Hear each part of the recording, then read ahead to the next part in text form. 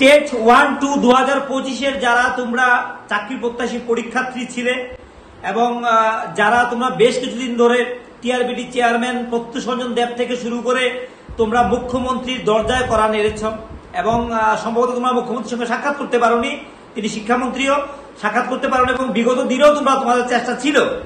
প্রশ্ন হচ্ছে যে মুখ্যমন্ত্রী এই দপ্তরের মন্ত্রী হলেও গোটা বিষয়টি অবশ্যই আমলা যারা রয়েছেন বা এই শিক্ষা দপ্তর বা এই টিআরবিটিকে যারা পরিচালনা করছেন তাদের উপর অনেকটা বর্তা এবং যারা প্রশ্ন তৈরির দায়িত্বে রয়েছেন। এবং টিআরবিটি চেয়ারম্যান একটা ভালো কথা বলেছেন যে আমরা প্রশ্ন তৈরি করি না, আমরা এক্সপার্ট না, আমরা জানি না। এই ক্ষেত্রে ওনার যে বক্তব্য এখানে আমরা 100% ওনার সঙ্গে সহমত।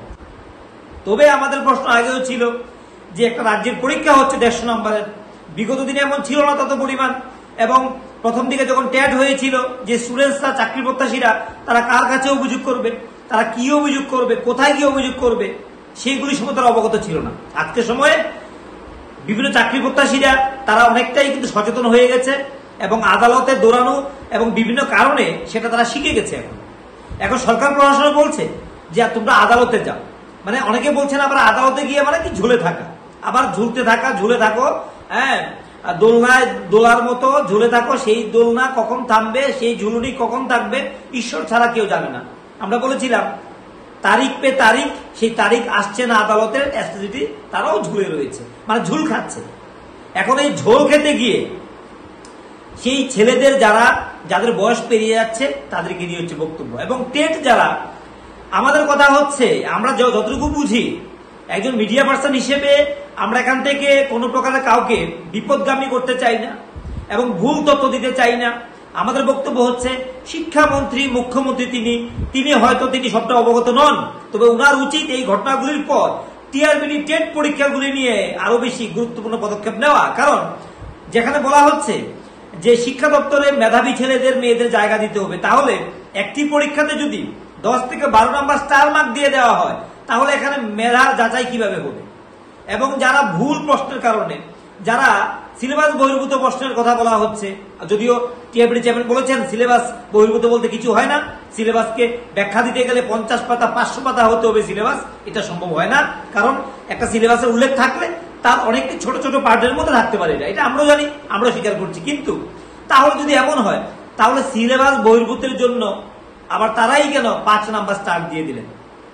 এখান তো প্রশ্ন।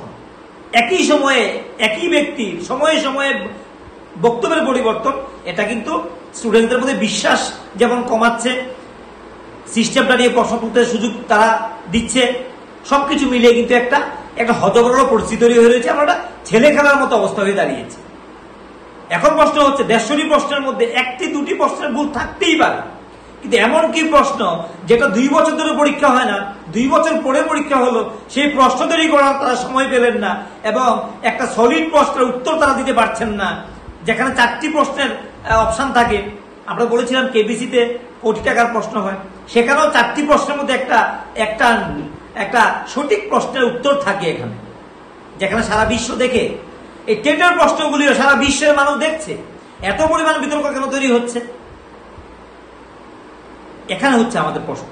কিছু কিছু প্রশ্নের ক্ষেত্রে বিতর্ক থাকতে পারে, কিন্তু এত ধরনের বিতর্ক প্রশ্ন, মানে এই ধরনের কনফিউশন তৈরি করে দেওয়া, সেই প্রশ্নগুলি এত পরিমাণ দেওয়া হচ্ছে, সেটা কি পরীক্ষা নেওয়া হচ্ছে নাকি স্টুডেন্টদের সঙ্গে একটা ছলনা করা হচ্ছে, তাদেরকে ঠকানো হচ্ছে?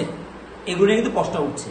অনেকে বলছেন ইউপিএসসি পরীক্ষার কথা, এর যে টেট একটা পরীক্ষা, টিসিএস টিপিএস পরীক্ষা লেভেল থেকেও অনেকটা কাছাকাছি ইকুইভ্যালেন্ট বা অনেকটা নিচে আমরা বলতে পারি।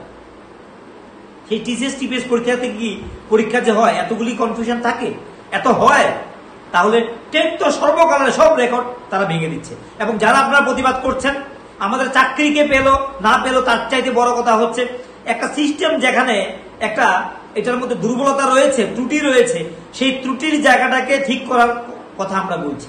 আমরা কোনো ব্যক্তিগত নেতা মন্ত্রীর পক্ষে বিপক্ষে নই, আমরা যারা চাকরি পেতে পারো ভুল প্রশ্নের কারণে তাদের পক্ষে বিপক্ষে নই। আমরা অনেকে মনে করতে পারো এর মাঝখান দিয়ে অনেক ছেলেরা ভুল ভালের মধ্যে দিয়ে চাকরি পেয়ে যাবে, কেউ সবাই না, 2-1 জন তারা পেতে পারো, এতে আমাদের কোনো সমস্যা নেই। কিন্তু এই 1-2 জনের স্বার্থের কারণে আগামী দিনের জন্য দীর্ঘদিন ধরে এই একটা সিস্টেম, একটা ভুল সিস্টেম পদ্ধতি সেটা চলতে থাকবে, এটা চলতে দেওয়া যায় না। আমরা এখান থেকে প্রতিবাদ করছি এবং যে ছাত্ররা তোমরা প্রতিবাদ করছো, তোমাদের সঙ্গে আমাদের মানবিক একটা সমর্থন রয়েছে। একজন এই রাজ্যের মিডিয়া কর্মীর পাশাপাশি আমরা নাগরিক হিসেবে সেই জায়গা থেকে তোমাদের সঙ্গে আমাদের মানবিক একটা সমর্থন রয়েছে। তোমাদের পাশে আমরা রয়েছি যতক্ষণ পর্যন্ত তোমরা শান্তিপূর্ণ আন্দোলন করবে, বিক্ষোভ করবে, শান্তিপূর্ণভাবে এই ভুল ভ্রান্তিগুলিকে মিটিয়ে দেওয়ার জন্য তোমাদের দাবি দেওয়া চলবে। তার পাশে আমাদের নৈতিক সমর্থন রয়েছে তোমাদের পাশে। আবারও বলি, যতক্ষণ তোমাদের শান্তিপূর্ণ বিক্ষোভ চলবে, নীতিগতভাবে তোমরা ঠিক থাকবে, ততক্ষণই আমাদের সমর্থন তোমাদের পাশে রয়েছে এবং থাকবে অবশ্যই। সবাই তোমরা ভালো থাকো, সুস্থ থাকো, আমাদের সঙ্গে থাকো।